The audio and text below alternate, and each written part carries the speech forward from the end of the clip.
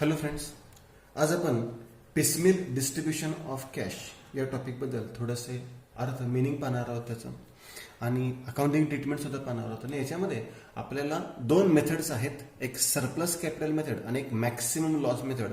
तर त्या मेथडचे आपण एक्झाम्पल सुद्धा पाहणार आहोत. आता आपण पिसमिल डिस्ट्रीब्युशन ऑफ कॅश ते काय आहे त्याने समजून घेऊयात. आता पिसमिल डिस्ट्रीब्युशन ऑफ कॅश, पिसमिलचा अर्थ आहे तुकडे तुकडे किंवा टप्प्याटप्प्याने, डिस्ट्रीब्युशनचा अर्थ आहे वाटणे आणि कॅशचा अर्थ आहे रोख रक्कम. म्हणजे आपण टप्प्याटप्प्याने रोख रकमेचे वितरण करतो ते आपल्याला या टॉपिकमध्ये पाहिजे. पण त्यापूर्वी आपल्याला मागील वर्षी झालेला एक टॉपिक आहे डिझोल्युशन, त्याच्याबद्दल थोडीशी माहिती असणं आवश्यक आहे आणि ते आपण माहिती घेऊयात आणि मग आपण पिसमिल डिस्ट्रीब्युशनकडे वळूयात. आता डिझोल्युशन म्हणजे काय, तर डिझोल्युशन म्हणजे संस्था बंद करणे, complete close down, shut down म्हणतो आपण त्याला. समजा कधी पार्टनरशिप फर्म असेल, ए, बी आणि सी असेल, असे तीन पार्टनर्स आहेत आणि तीन पार्टनर्स तिघांनी एकत्र येऊन ठरवलेलं आहे की आपण आपली संस्था बंद करायची आहे. म्हणजे तिघांचंही जे पार्टनरशिप भागीदारी आहे की जे भागीदाराचे नातं आहे ते नातं पूर्णपणे संपुष्टात येणार आहे, बंद करणार आहेत ते, तर त्याला आपण डिझोल्युशन ऑफ पार्टनरशिप फर्म म्हणतो.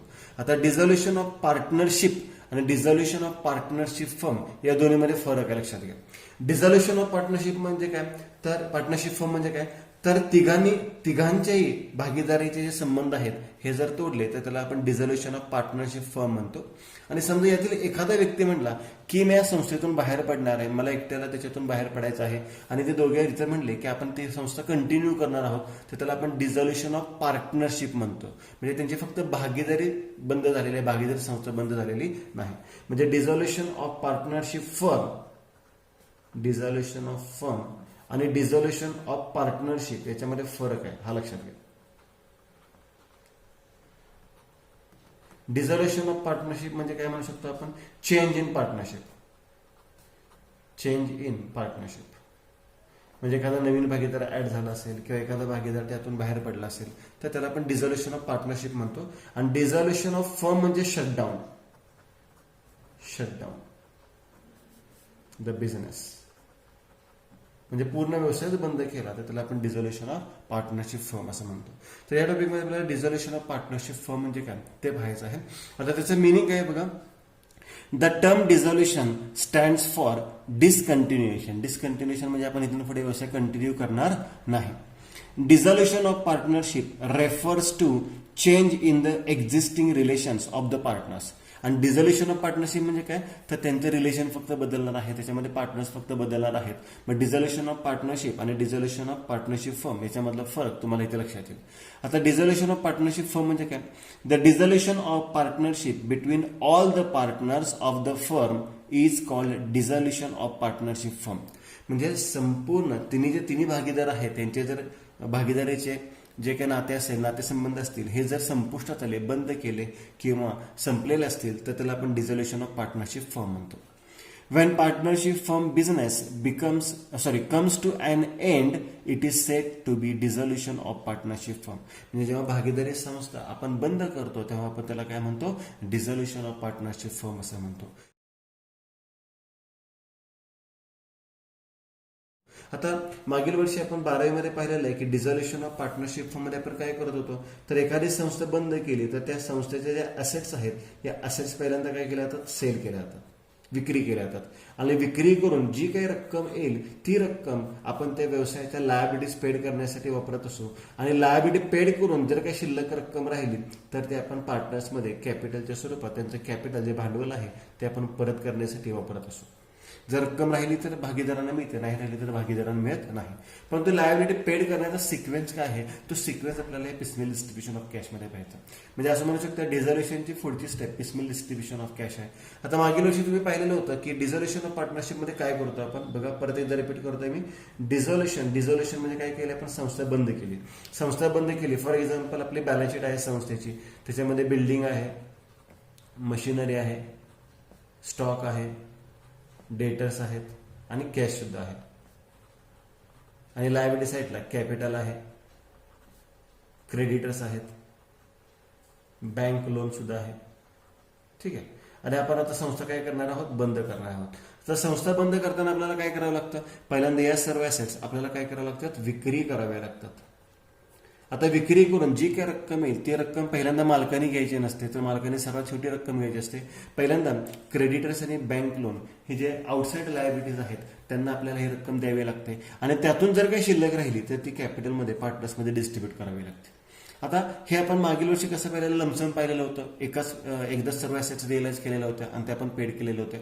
परंतु प्रॅक्टिकलमध्ये किंवा प्रॅक्टिसमध्ये या ॲसेट्स एकत्र विक्री करणं शक्य नाही. असं होणार आहे की आज संस्था बंद केले आणि चला लगेच मार्केटमध्ये गेला आणि मार्केटमध्ये सगळे ॲसेट्स विक्री केल्या, अजिबात होत नाही. याला बराचसा कालावधी जातो आणि सर्व ॲसेट्स एकत्रित विक्री केल्या जात नाही, तर त्या टप्प्याटप्प्याने विक्री होतात आणि विक्री झाल्यानंतर त्याच टप्प्याटप्प्यामध्ये यांना रक्कम द्यावी लागते. त्या टप्प्याने रक्कम देणे तर आपण काय म्हणतो, पिसमिल डिस्ट्रीब्युशन ऑफ कॅश. म्हणजे आपण हप्त्याने रक्कम देऊ शकतो असं म्हणलं तरी चालेल.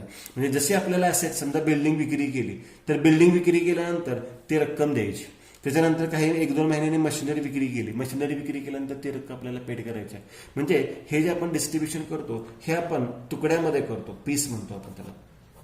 म्हणून याला आपण काय म्हणतो, पिसमिल डिस्ट्रीब्युशन ऑफ कॅश. म्हणजे जशी रक्कम आपल्याला मिळत जाईल तशी रक्कमेचं आपण काय करतो, डिस्ट्रीब्युशन करतो. मग तेच आपल्याला इथे पाहिलेलं आहे की आपल्याला अकाउंटिंग ट्रीटमेंटमध्ये काय सांगितलंय, one firm is dissolve, all assets including goodwill are realise म्हणजे sold and the amount realise received on sale of asset is first utilise to pay off business liabilities. If any surplus left over it is use to pay off the loans of partners and at the last capital of partners. म्हणजे पहिल्यांदा outside liability paid करायचे, मग पार्टनर्सचं loan असेल तर ते paid करायचं, नंतर सर्वात छोटी कॅपिटल पेड करायचं असतं. आता ह्याच्यामध्ये डिझॉल्युशनमध्ये मागच्या वर्षी आपण कसं पाहिलेलं होतं की स्टेप्स कशा असतात, तर पहिल्यांदा काय पेड करायचे आहेत, रिअलायझेशन एक्सपेन्सेस. सर्वात पहिल्यांदा आपण रिअलायझेशन एक्सपेन्सेस पेड करतो. त्याच्यानंतर आपण काय करतो, थर्ड पार्टी लायबिलिटीज, त्रयस्थ व्यक्तींची देणी म्हणजे पार्टनरच्या व्यतिरिक्त जी काही देणी असेल, मग त्याच्यामध्ये credit sale, bills payable, bank ओढा, बँक लोन, आउटस्टँडिंग एक्सपेन्सेस असतील तर ते थर्ड पार्टी लायबिलिटीज पेड करतो. त्याच्यानंतर आपण काय करतो, पार्टनरचं लोन पेड करतो, पार्टनर्स लोन. आणि जर काही रक्कम राहिली तर ते आपण कोणामध्ये डिस्ट्रीब्यूट करतो, पार्टनर्समध्ये, म्हणजे कॅपिटल आपण परत करतो. मग हे जे सिक्वेन्स आहे हा सिक्वेन्स आपल्याला लक्षात ठेवायचा आहे. आता process of dissolution of partnership firm, आता ही प्रोसेस कशी असते ते समजून घ्या. मी मगाशी सांगितल्याप्रमाणे आपण एकत्रितपणे सर्व ॲसेट्स विक्री करू शकत नाही, आपण टप्प्याटप्प्याने त्या ॲसेट्स विक्री करतो आणि त्याच स्वरूपात आपण त्याची रक्कम त्यांना काय करतो, पेड करतो. तर process of dissolution of partnership firm काय सांगितलंय, on dissolution of firm the assets are sold, मालमत्ता विक्री केली जाते, and the cash thus made available is use to pay off firm's liabilities. In practice the realisation of asset is not a easy job and it takes time. म्हणजे ह्या assets विक्री करणं हा काही इतका सोपा प्रकार नाही की मार्केटमध्ये गेलं आणि लगेच ॲसेट विक्री केल्या. तर आपल्याला योग्य किंमत मिळेपर्यंत आपण त्याची वाट पाहतो आणि मगच आपण त्या ॲसेट्स काय करतो, विक्री करतो. त्याला बराचसा कालावधी जातो, इवन मंथ्स, काही महिने सुद्धा जातात, to sell all the assets of the firm. Thus the realisation of assets is done part by part, it is gradual, it is piecemeal. म्हणजे आपण जे ॲसेट्स विक्री करतो त्या काही कालावधीनंतर विक्री होतात किंवा टप्प्याटप्प्याने विक्री होतात, त्यालाच आपण पिसमेल असं म्हणू शकतो. And the creditors of the firm will not sit quite till they got their dues. म्हणजे जे क्रेडिटर्स आहेत ज्यांना आपण रक्कम देणे आहे ते तर शांत बसणार नाही, ते काय म्हणणार की आमची आम्हाला रक्कम परत करा. तुम्ही पहिल्यांदा सगळ्या ॲसेट्स विक्री करा, विक्री केल्यानंतर जे रक्कम येईल ते आम्हाला डिस्ट्रीब्यूट करा, आमची आम्हाला रक्कम देऊन टाका. Thus the creditors are paid part by part. The distribution of available funds is gradual, it is piecemeal. त्यांना सुद्धा रक्कम देताना जशी रक्कम आपल्याला मिळते तशी रक्कम आपण देऊ शकतो. उदाहरणार्थ क्रेडिटरची रक्कम समजा 20,000 आहे, बँक लोनची रक्कम सुद्धा 20,000 आहे आणि आपल्याला समजा बिल्डिंग विक्री करून पहिल्यांदा 20,000 रुपये मिळाले. आता 20,000 रुपये एकाला देऊन चालणार नाहीये, बरोबर. मग ते 20,000 काय करतो आपण, दोघांमध्ये समान वाटतो, कारण की त्यांचा रेशो 20,000 म्हणजे इक्वल आहे. म्हणजे 20,000 रुपये आपण दोघांना समान म्हणजे 10,000 देतो. नंतर समजा परत 6,000 रुपये मिळाले तर 6,000 परत कसे वाटणार, 3,000 म्हणजे 20 पैकी 10,000 दिले, परत 3,000 म्हणजे 13,000 दिले. आता परत 25,000 रुपये मिळाले तर 25,000 रुपये यांना सगळ्यांना देऊन टाकणार नाही, तर त्यांचे 20 पैकी 13 दिलेले होते, म्हणजे राहिले किती, 7,000 आणि त्यांची लायबिलिटी किंवा त्यांची लायबिलिटी आपण फुल्ली काय करणार, सेटल करणार, देऊन टाकणार. या स्टेप्सने आपण काय करतो, लायबिलिटीज पेड करतो. हे झालं डिझोल्युशन मध्ये. पण आता पिसमिल डिस्ट्रीब्युशन मध्ये याच्यामध्ये थोडासा स्लाइटली चेंज होतो. तर चेंज कसा होतो, तर त्याचं ऑर्डर कशी आहे पेमेंटची, तर सर्वात पहिल्यांदा टू पे रिअलायझेशन एक्सपेन्सेस, म्हणजे एक्सपेन्सेस द्यायचे असतात, प्लस प्रेफरन्शियल लायबिलिटीज. प्रेफरन्शियल लायबिलिटीचा अर्थ काय, तर जी सर्वात पहिल्यांदा रक्कम द्यायची असते ते पहिल्यांदा द्यायची. आता ह्याच्यामध्ये कोणकोणते आयटम येतात नॉर्मली, तर गव्हर्नमेंट ड्यूज म्हणजे सरकारला जे काही देणे आहे, म्हणजे म्युनिसिपल टॅक्स असेल, प्रॉपर्टी टॅक्स असेल, लोकल अथॉरिटी टॅक्स असेल किंवा इन्कम टॅक्स असेल, तर गव्हर्नमेंट ड्यूज येतात. प्रेफरन्शियल लायबिलिटीमध्ये काय येतात, गव्हर्नमेंट ड्यूज येतात. किंवा सॅलरी वेजेस पण येतात. सॅलरी वेजेस 4 मंथचे किंवा मॅक्सिमम किती रुपये, सॅलरीचे 300 आणि वेजेसचे किती रुपये, 100 रुपये. आणि रेंट असेल तर रेंट किती येतं, 1 मंथचं रेंट असेल तर 1 मंथ्स रेंट. हे आयटम कशामध्ये येतात, प्रेफरन्शियल लायबिलिटीमध्ये येतात. आता प्रॅक्टिकलसाठी एवढा पार्ट एवढी डिटेलमध्ये जाण्याची गरज नाही. तुम्ही फक्त गव्हर्नमेंट ड्यूज लक्षात ठेवू शकता आणि रिअलेशन एक्सपेन्सेस लिहू शकता, लक्षात ठेवू शकता. हे जे प्रेफरन्शियल लायबिलिटीचा पॉईंट आहे हे डिटेल्समध्ये ते फक्त थेरॉटिकल पार्टसाठी आहे. आता पहिल्यांदा आपण काय पेड करायचे, रिअलेशन एक्सपेन्सेस आणि प्रेफरन्शियल लायबिलिटीज. याच्यानंतर आपल्याला काय पेड करायचे आहेत, तर याच्यानंतर पेड करायचे आहेत आउटसाइडर्स लायबिलिटी. आउटसाइडर्स लायबिलिटीज मग याच्यामध्ये पहिल्यांदा सेक्युअर्ड क्रेडिटर्स येतात. सेक्युअर्ड म्हणजे त्याला तारण दिलेलं आहे, आणि नंतर अनसेक्युअर्ड क्रेडिटर्स येतात म्हणजे विना तारण कर्ज. आता सेक्युअर्ड क्रेडिटर्स म्हणजे काय, समजा एक क्रेडिटर्स आहेत, कर्जदार आहेत, 15,000 रुपये ज्यांच्याकडे आपण कर्ज घेतलंय आणि त्यांना आपण स्टॉक तारण दिलेला आहे 20,000 रुपयाचा. आता स्टॉक विक्री केला, आपल्याला 20,000 रुपये मिळाले, तर हे 20,000 रुपये आपण लगेच बिझनेसमध्ये वापरायचे नाहीत. तर या 20,000 पैकी हे जे सेक्युअर्ड क्रेडिट्स आहेत हे 15,000 रुपये पेड करायचे आणि राहिलेले 5,000 रुपये मग अनसेक्युअर्ड क्रेडिटसाठी वापरायचे. म्हणजे लायबिलिटीज पेड करताना सुद्धा पहिल्यांदा सेक्युअर्ड क्रेडिटची रक्कम द्यायची असते आणि नंतर राहिलेली रक्कम अनसेक्युअर्डमध्ये डिस्ट्रीब्यूट करायची असते. त्याच्यानंतर पार्टनर्स लोन, तिसरी स्टेप कोणती येते, पार्टनर्स लोन. आणि सर्वात शेवटी मग रक्कम कोणाला द्यायची असते, तर कॅपिटल, पार्टनर्स कॅपिटल. या स्टेप्स आहेत. मग या स्टेप्स लक्षात ठेवा. बघा कशी रक्कम पेड करायची, टू पे प्रेफरन्शियल लायबिलिटीज. हा पॉईंट खूप महत्वाचा आहे. पिसमेल डिस्ट्रीब्युशनचा प्रॅक्टिकल एक्झाम्पल सॉल्व्ह करताना तुम्हाला या स्टेप्स माहिती असणं आवश्यक आहे. टू पे प्रेफरन्शियल लायबिलिटीज, सर्वांना पहिल्यांदा प्रेफरन्शियल लायबिलिटीज पेड करायचे आहेत. त्याच्यामध्ये रिअलेशन एक्सपेन्स येतात, गव्हर्नमेंट ड्यूज येतात, बरोबर. वेजेस आणि सॅलरी सुद्धा येते. सॅलरी 300 पर मंथ, मॅक्सिमम 4 मंथची असते. Wedges 100 per month, maximum 4 month असतं. आणि 1 मंथ्स रेंट किंवा याच्यामध्ये आउटस्टँडिंग वेजेस सुद्धा येतात, प्रॉव्हिडंट फंड सुद्धा येतो. ही सुद्धा रक्कम आपल्याला पहिल्यांदा द्यावी लागते, त्याला आपण प्रेफरन्शियल लायबिलिटीज म्हणतो. दुसरं आहे टू पे अदर लायबिलिटीज. आता अदर लायबिलिटी म्हणजे आउटसाइडर लायबिलिटी. त्याच्यामध्ये पहिल्यांदा secured liabilities will get priority over unsecured creditors for payment. पहिल्यांदा सेक्युअर्डची द्यायची असते, नंतर कशाची रक्कम द्यायची असते, अनसेक्युअर्डची. In case there are more than one liability of the same category, then the payment should be made on pro rata basis, that is proportionately in the ratio of their amount due. म्हणजेच मगाशी मी सांगितलं की आपल्याकडे 2 liabilities आहेत, creditors आणि bank loan, आणि त्यांना 20 आणि 20,000 रुपये द्यायचे, 40,000 रुपये द्यायचे. आता आपल्याला 20,000 रुपयेच मिळाले तर आपण एकालाच देत नाही, तर दोघांना समान वाटलेलं आहे, कारण की त्यांचा रेशो किती आहे, इक्वल आहे, 20,000 आणि 20,000 आहे. मग समान डिस्ट्रीब्युशन करायचं जोपर्यंत त्यांची रक्कम संपूर्ण दिली जात नाही. त्याच्यानंतर कोणती रक्कम पेड करायची, to pay partners loan. Partners loan paid करायचं आहे. आणि सर्वात शेवटी कोणाची रक्कम द्यायची, कॅपिटलची रक्कम द्यायची आहे. जर ज्यादा एक्सेस रक्कम राहिली तर त्याला रिअलायझेशन प्रॉफिट म्हणतो, आणि जर कमी रक्कम राहिली तर त्याला रिअलायझेशन लॉस असं म्हणतो. मग याप्रमाणे आपल्याला पिसमेल डिस्ट्रीब्युशनमध्ये स्टेप बाय स्टेप पेमेंट करायचं आहे. ही सिक्वेन्स फक्त तुम्ही लक्षात ठेवा आणि याला IMP करून ठेवा. आता डिस्ट्रीब्युशन करताना 2 मेथडचा आपण वापर करतो. आता या मेथड्स का वापरल्या जातात त्या आधी क्लिअर करून घेऊयात आपण. असं एक एक्झाम्पल घेऊयात आपण. A आणि B हे 2 पार्टनर्स आहेत. बघा मी काय सांगतोय, A आणि B हे 2 पार्टनर्स आहेत आणि दोघांचं कॅपिटल आहे, Aचं कॅपिटल आहे 50,000 आणि Bचं कॅपिटल आहे 30,000 रुपये. Bचं कॅपिटल किती आहे, 30,000 रुपये. बघा मी नीट सांगतोय का, त्याकडे लक्ष द्या व्यवस्थित. आता 50,000 आणि 30,000 रुपये कॅपिटल आहे आणि कॅश आहे 64,000 रुपये. आपल्याकडे कॅश किती आहे, 64,000 रुपये कॅश आहे. यांचा रेशो इक्वल दिलेला आहे, एकास एक दिलेला आहे. आता डिस्ट्रीब्युशन करण्याची पद्धती काय त्या नीट समजून घ्या. आता जर ही संस्था बंद पडली, मालमत्ता सगळ्या विकल्या, सगळे लायबिलिटी पेड केल्या आणि कॅश किती शिल्लक राहिले, 64,000. आता हे 64,000 जर समान वाटायचे ठरले, जर हे 64,000 समान इक्वली वाटायचे ठरले तर A ला किती रुपये जाणार, 32,000 आणि B ला किती जाणार, 32,000. मग याला लॉस होतोय, बरोबर, कारण की याला कमी रक्कम मिळणार आहे. किती रुपये कमी मिळालेले आहेत, 18,000 रुपये. आणि याला प्रॉफिट होतोय किती रुपये, 2,000 रुपये. मग पार्टनरशिपमध्ये असं झालं का की एकाला प्रॉफिट एकाला लॉस, नाही. तर पार्टनरशिपमध्ये काय होतं की जो दिलेला रेशो आहे, प्रॉफिट शेअरिंग रेशो म्हणतो आपण, हा आपण प्रत्येक ठिकाणी वापरून चालत नाही. मग इथे प्रॉफिट शेअरिंग रेशो आपल्याला वापरून चालणार नाहीये, म्हणजे ही मेथड तरी योग्य नाहीये.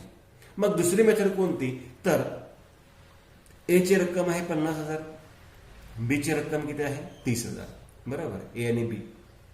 तर यांचा प्रॉफिट शेअरिंग रेशो विचारात नाही घ्यायचा, तर त्याच्यासाठी त्यांचा कोणता रेशो कॅल्क्युलेट करायचा, कॅपिटल रेशो विचारात घ्यायचा. आता कॅपिटल रेशो किती आहे सांगा, कॅपिटल रेशो 5:3, बरोबर, 50,000 आणि 30,000 म्हणजे रेशो किती आहे 5:3, म्हणजे 5/8 आणि 3/8. मग आता डिस्ट्रीब्युशन करूयात आपण. 64,000 रुपये वाटायचे आहेत.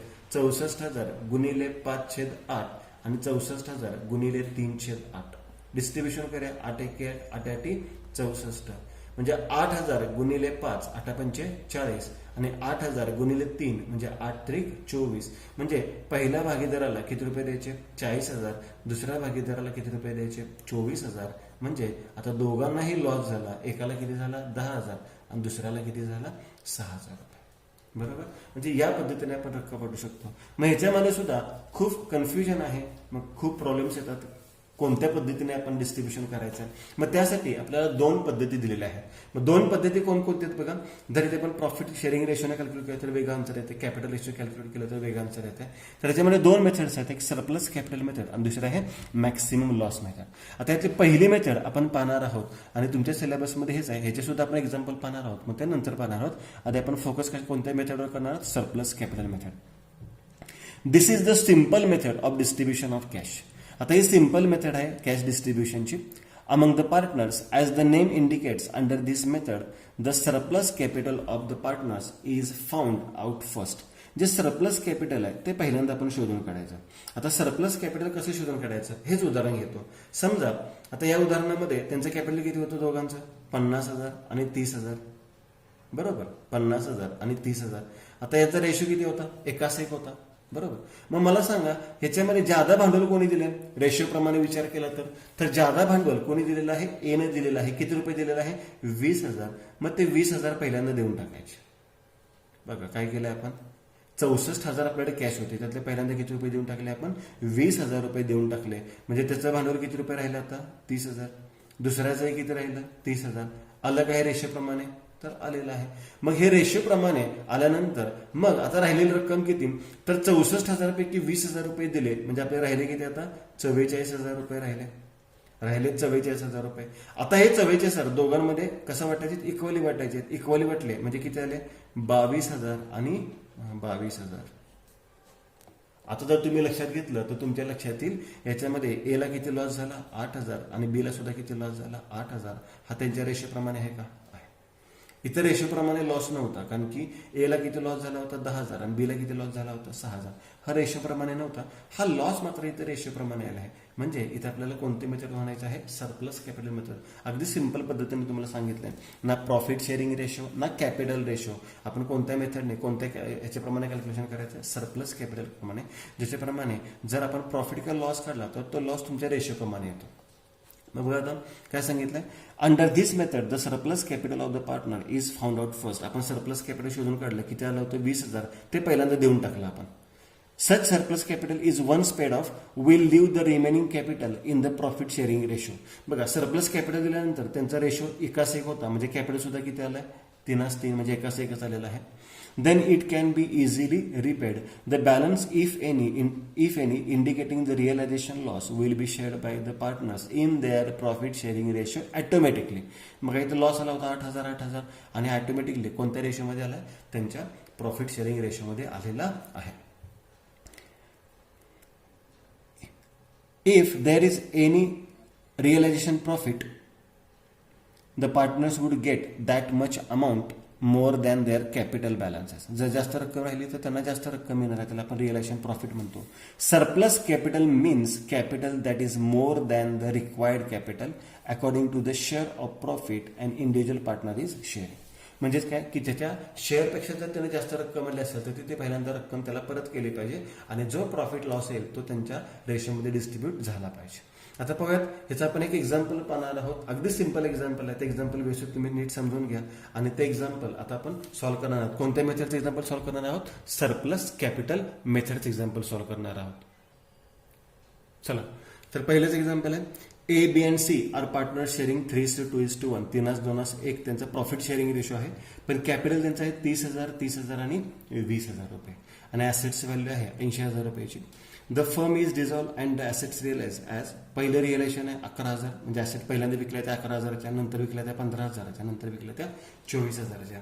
So distribution of cash as per excess capital method with necessary working. पाहूयात आता. पहिल्यांदा आपण वर्किंग नोट करूया. Statement of surplus capital. ही वर्किंग नोट खूप महत्वाची आहे. Particulars A B C. आता त्यांचा रेशो किती आहे तो रेशो मी पहिल्यांदा लिहितो. किती रेशो आहे 3:2:1 रेशो आहे. लक्षात घ्या त्यांचा रेशो किती आहे 3:2:1. आता त्यांचं कॅपिटल किती आहे ते कॅपिटल आपण इथे लिहूयात. म्हणजे तुम्हाला एक्सेस कॅपिटल शोधून काढायचं आहे. मग कॅपिटल बॅलन्सेस. Capital balances. आता कॅपिटल बॅलन्सेस किती आहे बघा 30,000. ठीक आहे 30,000 आणि 20,000. आता यात जास्त भांडवल कोणाचं आहे हे आपल्याला समजून घ्यायचं आहे. तर मग अशी इझी एक्झाम्पल घेतलं होतं 50,000 आणि 30,000. त्याच्यामध्ये तुम्ही सांगत होता की 50,000 जे भांडवल आहे ते जास्त आहे त्याच्या रेशोप्रमाणे. पण इथे सांगता येत नाही कारण की हा 3 रेशोसाठी 30,000 आहे, 2 रेशोसाठी 20,000 आहे, 1 रेशोसाठी किती आहे 3 साठी 30,000 आहे, 2 साठी 30,000 आणि 1 साठी किती आहे 20,000. मग यासाठी पहिल्यांदा आपण बेस कॅपिटल कॅल्क्युलेट करायचं आहे. Base capital. आता बेस कॅपिटल काय प्रकार आहे तो नीट समजून घ्या. बेस कॅपिटल पहिल्यांदा कोणाच्याकडे एचं. एने भांडवल किती आणलं होतं 30,000 भागिले किती शेअरसाठी आणलं होतं 3 शेअरसाठी आणलं होतं. म्हणजे त्याचं बेस कॅपिटल किती आहे 10,000. बघा 30,000 भागिले 3 म्हणजे किती आले 10,000. बीचं कसं काढणार 30,000 भागिले 2. सीचं कसं काढणार 20,000 भागिले 1. मग बीचं काढलं आपण 30,000 भागिले 2. 30,000 भागिले 2 म्हणजे बीचं बेस कॅपिटल किती आलं 15,000 आलं. आता सीचं काढूयात. सी बरोबर किती आहे 20,000 भागिले 1 म्हणजे 20,000च आलं. मग मला सांगा याच्यामध्ये सर्वात कमी भांडवल कोणाचं आहे. एच आहे बीच आहे का सीच आहे. तर प्रपोर्शन प्रमाणे कोणाचं सर्वात कमी आहे एच आहे. मग हा बेस घ्यायचा आपल्याला. हा काय करायचा आहे बेस घ्यायचा आहे. मग या 10,000ला कितीने गुणायचं 3ने 2ने आणि 1ने. त्याला आपण म्हणतो proportionate capital. Therefore proportionate capital म्हणजे जसं रेशोमध्ये त्यांचं कॅपिटल मिळालं पाहिजे तसं मिळणार आपल्याला. बघा 10,000 गुणिले 3 किती मिळणार 30,000. 10,000 गुणिले 2 20,000. 10,000 गुणिले 1 किती मिळाले 10,000.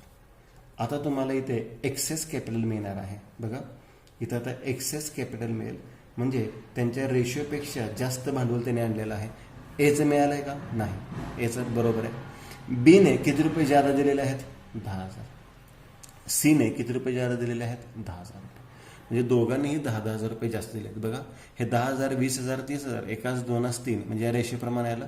असं कॅपिटल आणायला पाहिलं होतं पण येणे बरोबर आणलंय. येणे जास्त आणले 10,000. येणे सुद्धा किती आणले जास्त 10,000 रुपये आणले. आता हे पहिल्यांदा एक्सेस कॅपिटल निघालं. आता परत एकदा बेस कॅपिटल घ्यायचं आहे. बघा परत एकदा बेस कॅपिटल घ्यायचं आहे. आता हे बेस कॅपिटल बरोबर बीचं भांडवल किती राहिले आता 10,000 राहिली रक्कम घेतली भागिले त्याचा रेशो किती आहे 2 म्हणजे भागाकार किती आला 5,000. सी बरोबर सीचं भांडवल किती राहिले 10,000 भागिले त्याचा रेशो किती आहे 1 बरोबर किती राहिले 10,000. आता मला सांगा याच्या दोघांच्यात बेस कोणाचा घ्यायचा. ज्याचं भांडवल कमी आहे तो बेस घ्यायचा. म्हणजे इथे बेस कोणाचा घ्यायचा आहे बीचा घ्यायचा आहे 5,000.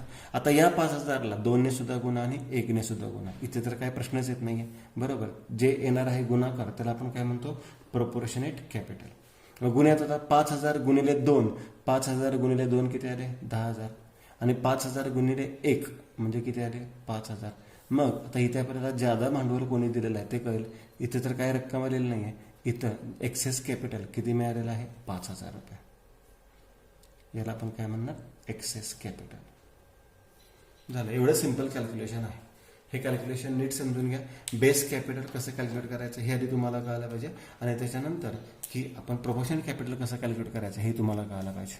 आता जेव्हा आपण पेमेंट करणार आहे तेव्हा पहिल्यांदा पेमेंट कोणाला सांगतो याला सर्वात पहिल्यांदा पेमेंट करायचं.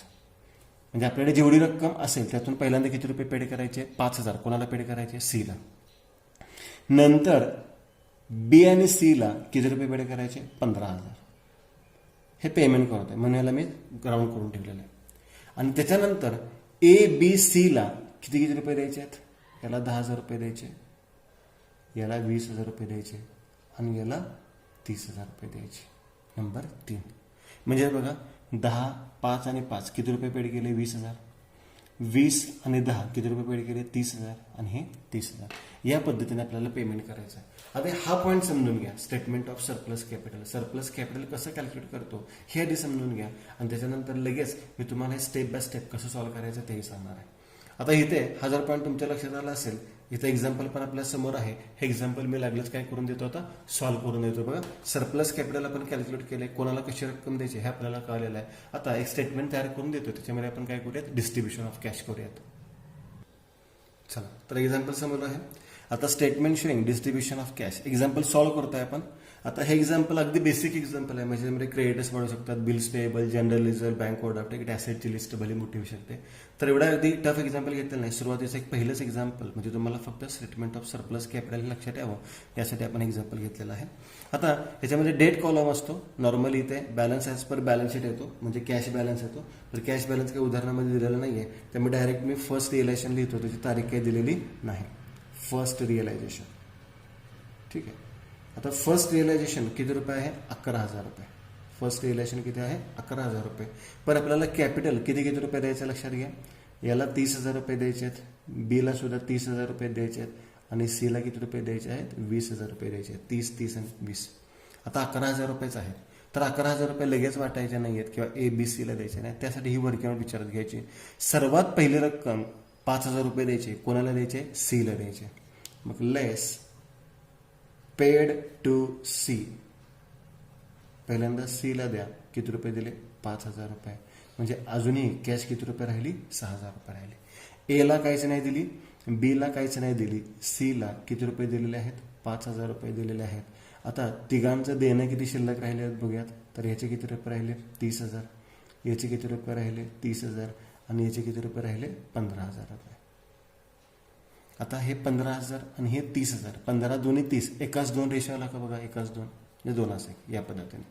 आता नंतर आता हे 6,000 रुपये कोणाकोणाला द्यायचे? तर हे तर रक्कम देऊन टाकली आपण.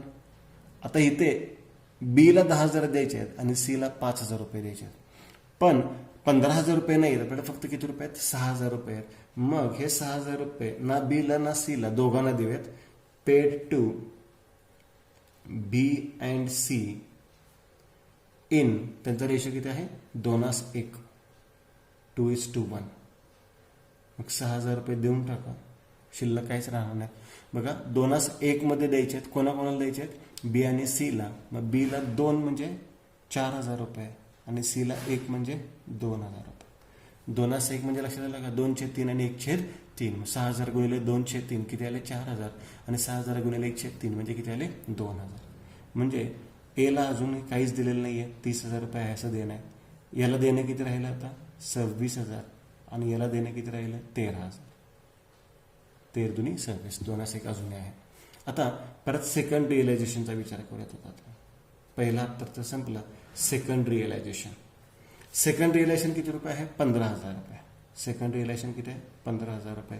आता मी काय सांगतो त्याकडे व्यवस्थित लक्ष द्या. 5,000 रुपये ते पूर्ण क्लिअर कट देऊन टाकलेत का आपण? हो देऊन टाकलेत आपण 5,000 रुपये. आता ते काही देणं नाही आहे. ह्या 10 आणि 5 पैकी किती किती दिले? तो 4 आणि 2 दिलेत, बरोबर. म्हणजे 10 पैकी 4 दिलेले आहेत, 5 पैकी 2 दिलेले आहेत. याचाच अर्थ काय? ह्या 15,000 पैकी आपण किती रुपये दिले होते? 6,000 रुपये दिले होते. बघा 15,000 द्यायचे होते, त्यातले किती दिले होते आपण? 6,000. परत लक्षात येते का? बघा 10 पैकी 4 दिलेत, राहिले 6. 5 पैकी 2 दिलेत, राहिले 3. 6 आणि 3 9,000 रुपये शिल्लक राहिलेत. तसंच शोधून काढ्या. एकूण 15,000 होते, 15 पैकी 6 दिले म्हणजे 9,000 शिल्लक राहिलेले आहे. मग हे 9,000 रुपये कोणाकोणाला द्यायचे? बी आणि सीला देऊन टाकूयात. Less paid to B and C किती रुपये देऊन टाकायचे? 9,000 रुपये देऊन टाकायचे. आता 9,000च का? तर 10 पैकी 4 दिलेले आहेत, म्हणजे 10 पैकी किती राहिलेले आहेत? 6,000 रुपये राहिलेले आहेत. 6,000 आणि सीला किती रुपये गेले? 3,000 रुपये. म्हणजे आता कॅश शिल्लक राहिली 6,000 रुपये. यांना अजूनही काहीच रक्कम दिलेली नाही, आपण आहे असं देणं. यांना 26 पैकी 6 दिले, 20,000 राहिले. 13 पैकी 3 दिले म्हणजे 10,000 राहिले. आता तिघांचंही रेशो प्रमाणे आलेलं आहे. आता 6,000 रुपये पेड टू. बघा, पहिली रक्कम दिली 5,000 क्लिअर झाली का? झाली 5,000. 10 ने 5 क्लिअर झाले का?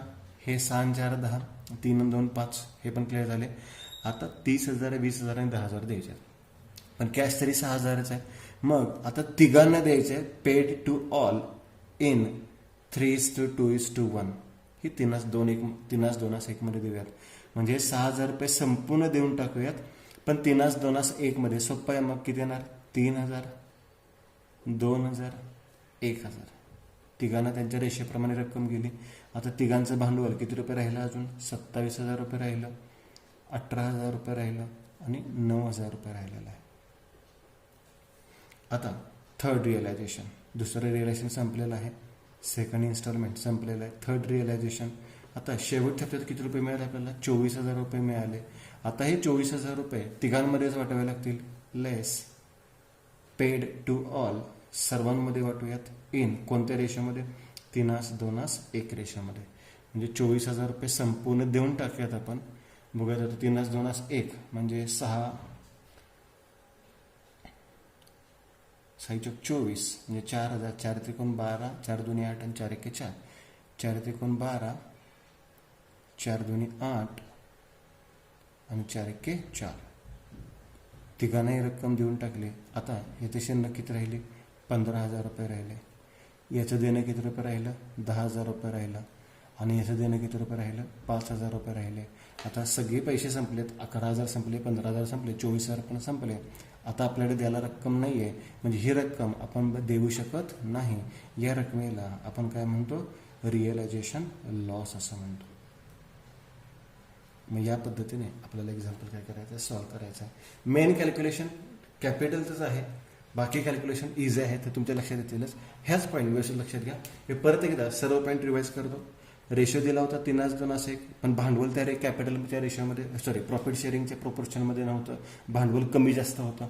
मग कोणाचं जास्त आहे ते पहिल्यांदा शोधून काढायचं होतं. त्यासाठी आपण स्टेटमेंट ऑफ सरप्लस कॅपिटल काढलं. रेशो 3:2:1, कॅपिटल 30,000, 30,000 आणि 20,000. मग पहिल्यांदा बेस कॅपिटल घेतो आपण. बेस कॅपिटल कसं काढायचं? 30,000 भागिले 3, 30,000 भागिले 2, 20,000 भागिले 1. म्हणजे रक्कम आली 10, 15 आणि 20.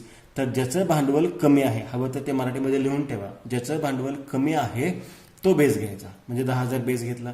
मग 10,000 गुणिले 3 किती आले? 30,000. 10,000 गुणिले 2 किती आले? 20,000. 10,000 गुणिले 1 किती आले? 10,000. म्हणजे प्रोपोर्शन कॅपिटल मिळालं. आता 30 मधून 30 गेले, काहीच नाहीये. 30 मधून 20 गेले, एक्सेस किती आहे? 10,000. 20 मधून 10 गेले, एक्सेस किती आहे? 10,000. याला आपण एक्सेस कॅपिटल म्हणतो. आता परत एकदा एक बेस कॅपिटल घ्यायचं आहे. आता ह्या 10 पैकी कोणाचं जास्त भांडवल आहे रेशोच्या पेक्षा? तर ते काढूयात आपण. मग परत बी बरोबर 10,000 भागिले 2 आणि सी बरोबर 10,000 भागिले 1. म्हणजे किती आलं? 5,000 आणि 10,000. यात सुद्धा पुन्हा कमी भांडवल कोणाचा? तो बेस घ्यायचा. कमी भांडवल कोणाचं आहे? बीचं, 5,000. मग 5 दुनी 10. आता 5 त्रिक 15 करू नका इथे. हा पॉईंट संपलेला आहे इथंच. बरोबर, इथं काहीच राहिलेलं नाही आहे. हे 30,000 नील झालेत. 5 दुनी 10 आणि 5 1 5. 10,000 आणि 5,000. 10तून 10 गेले, नील झाले. आता 10तून 5 गेले, राहिले किती? 5,000. ह्याला आपण एक्सेस कॅपिटल म्हणायचं. म्हणजे पहिलं हे 5,000 पेड करायचे, नंतर हे 5 आणि 10 पेड करायचे, नंतर हे 30, 20 आणि 10 पेड करायचे. मग आता चेक करूयात आपण. पहिल्यांदा आपल्याला 11,000 रुपये मिळाले. 11 पैकी किती दिले? 5 दिले, राहिले किती? 6. आता 6,000 रुपये शिल्लक राहिलेत, पण या दोघांना वाटायचे आहेत. एकाला देऊ शकत नाही. मग दोघांना कोणत्या रेशोमध्ये द्यायचे? 2:1 मध्ये द्यायचे. मग 6,000 वाटले 2:1 मध्ये, 4,000 आणि 2,000 गेले, राहिले 30, 26 आणि 13. आता दुसरा हप्ता कितीचा मिळाला? 15,000. पण 15,000 इकडे जायचं ना, आणि यांना 15,000 पैकी ऑलरेडी आपण 6,000 दिलेले आहेत. बरोबर. मग राहिले किती? 9,000 रुपये. मग 9,000 रुपये पेड करा. 15 पैकी 9,000 दिले. मग ते 6,000 आणि 3,000 त्या 2:1 रेशोमध्ये वाटले. 9,000 आणि 3,000. आता राहिले 6,000 रुपये. आता हे 6,000 रुपये कोणाला वाटायचे? तिघांमध्ये वाटायचे. मग एकाला द्यायचे नाहीत, तर तिघांना कोणत्या रेशोमध्ये वाटायचे? 3:2:1 मध्ये. मग 6,000 कसे वाटले? 3,000, 2,000 आणि 1,000 रुपये या पद्धतीने वाटले. राहिले 27, 18 आणि 9. आता शेवटचा इन्स्टॉलमेंट किती मिळाला? 24. 24 कसा वाटतात? 3:2:1 मध्ये. म्हणजे वाटले किती? 12,000, 8,000, 4,000. म्हणजे राहिले किती आता? 15,000, 10,000 आणि 5,000. त्याला आपण काय म्हणतो? Realisation loss. या पद्धतीने आपल्याला एक्झाम्पल सॉल्व्ह करायचं आहे. ह्याचं व्यवस्थित प्रॅक्टिस करा. थँक्यू.